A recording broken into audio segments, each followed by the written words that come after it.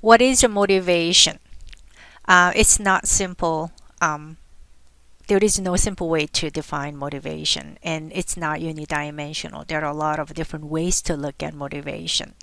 As you did in Forum 9, we have a common ground where we share similar understanding of a motivation. However, when you look at other aspect, it seems broader than you would think. Researchers is saying it's similar to your PPK. In the scientific world, in psychology particularly and educational psychology, motivation is a key topic and how we motivate people to do what they're supposed to do. And then they're having a hard time to define, to come up with a common definition. And there is no solid agreement in the definition. So in this course, I'm going to take this definition that I'm going to share momentarily by Dr. Pintri Chen Shang, who are educational psychologists in the field, and they made a really good definition comprehensively taking cognitive approach, which is what SCR approach, to understand the human motivation so that we can develop the really effective strategies for human performance and human ABC. So the definition in this course of a motivation is the process whereby goal-directed activity is instigated and sustained. As you can see, I put the little numbers there. There are 4 components in this definition. Again, motivation is the process whereby goal-directed component 2, activity number 3 component, the last component is instigated and sustained. In the textbook though, they looked at only instigated and sustained aspect. So we are adapting this definition in this course, not the definition from the textbook directly, which is very limited for understanding of human behavior. Break it down. So what that means, motivation is a process rather than a products. We tend to say, oh, such somebody has a really high motivation, or someone is a high achiever, when we look at the product outcomes of their performance. That's the one indicator, but we need to look at other aspects, sometimes invisible. So process itself, we need to look at how they are doing leading up to the outcome, not only the outcome, which include behaviors like choice of task. Do they really pick the easy task to get the good outcome, or challenging task to bring their levels up?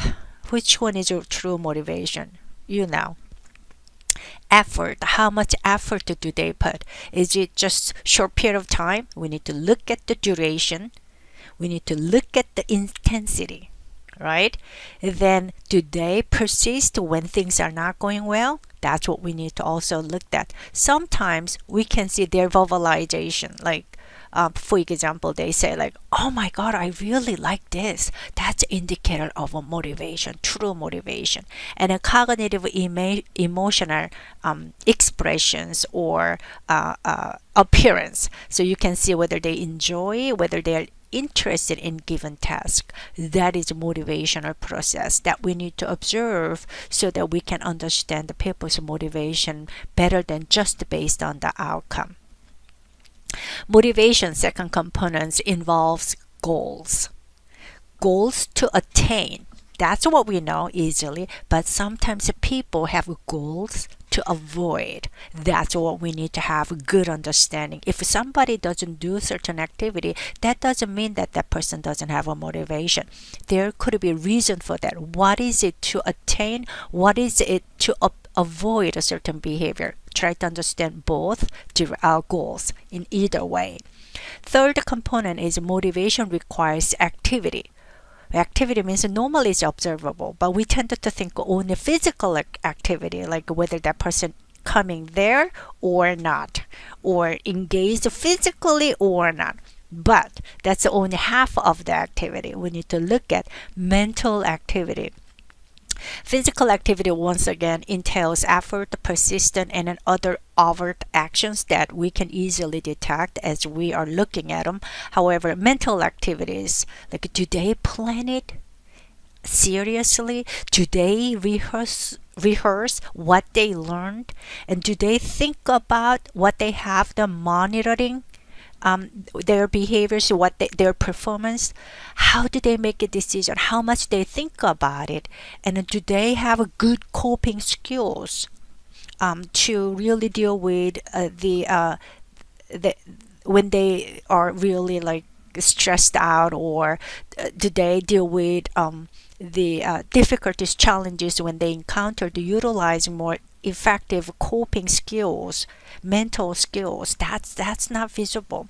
Do they really assess their progress? Do they check those and then plan accordingly? Those are all invisible mental process, mental activity that we need to understand if we want to understand the motivation through SCR approach. Lastly, that motivation, that process, the mental activity and physical activity, right, has to be instigated, has to start it, then more importantly, has to be sustained. And then that instigation, and in sustaining that activity, it indicates the direction of effort and intensity, duration of effort, which is the definition of a textbook. So I put more details of description and examples on the next slide so that when you self-study this topic, you have more information there. Take a look if you need a little bit more explanation, and or you want to just read through the definition and components of it. Then, coming back, motivation again is the process which include a visible, invisible process whereby goal-directed mental, physical activity is instigated and sustained. That motivational process influenced by what? Personal and situational factors that lead to our next question. What makes people motivated? There are three approaches. Like you learned these approaches from leadership topic and the personality topics, and we applied these approaches also where attention topic and anxiety topic. So there are three approaches again to answer to this question. First one is participants trait-centered view or approach, which means people are born with personality motivation as a personality, motivation as a psychological core. Do you remember the personality structure? So if you're born with no motivation as a personality, it's hard to get motivated no matter what teachers do on you. You're gonna be just not motivated. That's a personality approach. If somebody is born with personality with motivation, then no matter what, they will continue. It's interesting, but that's that approach, all right? Then now, situational approach. Nothing to do with psychological core or typical responses. Environment, leader will make that person motivated. So the reason people are doing something and motivated is because of environmental factors. That's a situational view. Interactional view include both participants trait-centered view plus situational centered view. So what researchers who are taking interactional approach believe is you got to have some sort of psychological core or typical responses which you developed over time. That environment has to interact together to get motivated and continue.